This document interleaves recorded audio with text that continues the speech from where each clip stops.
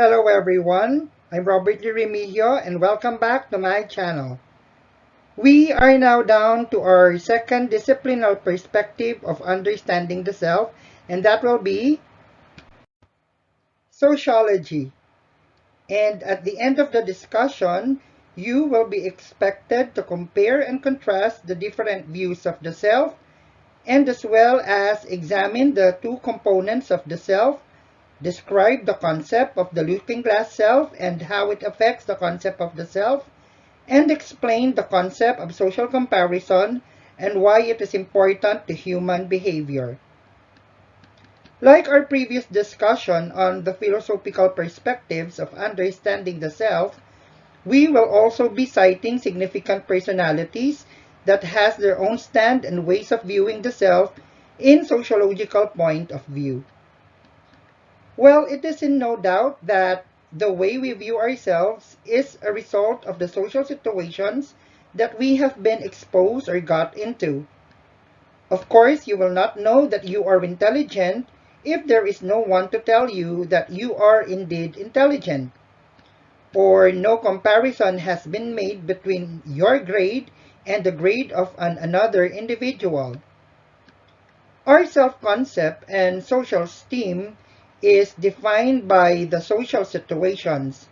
Some may have obtained a positive self-concept and a good self-esteem, and some may not.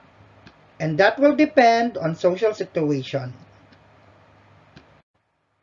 With how our society gets modernized nowadays, people then get the opportunity to discover other culture, and as well as other traditions and other people's way of living. And as a result, the self gets delocalized. We become free from limitations of our locality and now free to seek our own identity, like appreciating K-pop now other than the P-pop, or shaving your eyebrows and wearing an eyeliner even if you are a guy because it's already okay to do so nowadays. Or you may opt to enhance your nose or body physique through surgery rather than doing the traditional way to improve our looks, as we also believe in the sacredness of our God-given body. Because of our urbanized way of living now, we have already been laid with lots of options in developing our own individuality. And for Clifford Geertz, mentioning the self as a product of modern society, among others, the struggle for one's individuality is only possible in modern society where religio-theological traditions is gradually replaced by rational and scientific calculations, and the intimate personal affiliation are replaced by exceedingly impersonal associations brought about by urbanized way of life. With how our self gets delocalized, Clifford Geertz perceived problems on this modernization and destruction of tradition. To cite some of the problems of a delocalized self, the newfound freedom threatens the very authenticity of the self. A conservative young lady, for example, or a dalagang Filipina at present, can now wear clothes with a plunging neckline and a micro miniskirt, which is already far from how we describe a dalagang Filipina before. Or when we talk about love before as genuine, we can mean love as trusting, chivalrous, or something that is respectful and polite and unconditional. But genuine love now would mean knowing no gender, or now shown in different modes of courtship or relationship, or having multiple roles. Another problem will be alienation, like those who undergone beauty enhancement through surgery, who may eventually or possibly become depressed as they themselves can no longer recognize who they really are.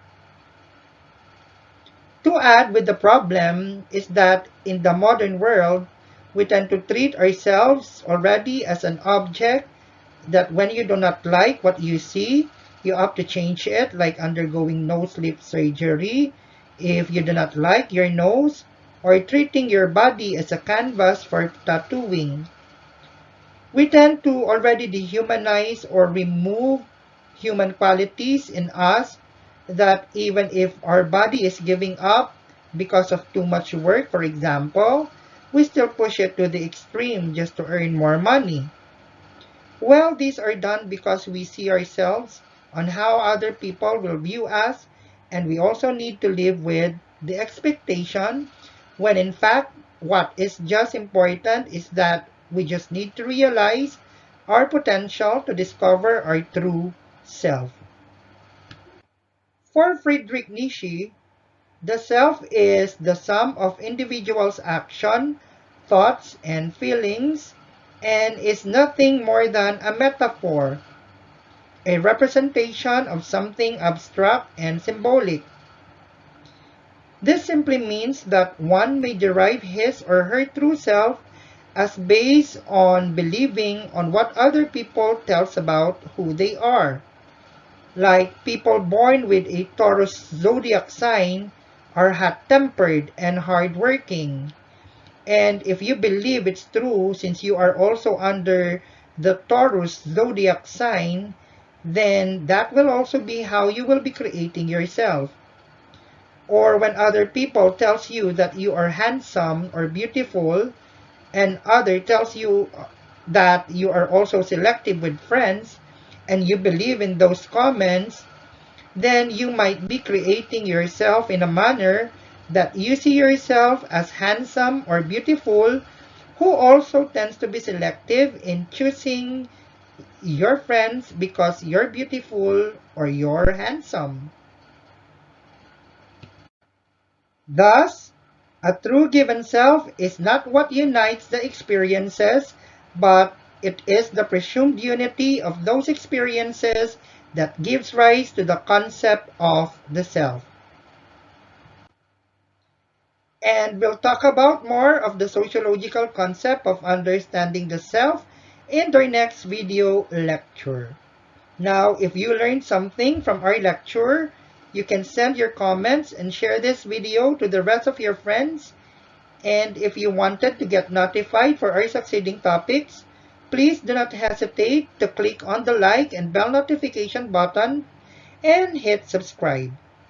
See you in our next video lecture.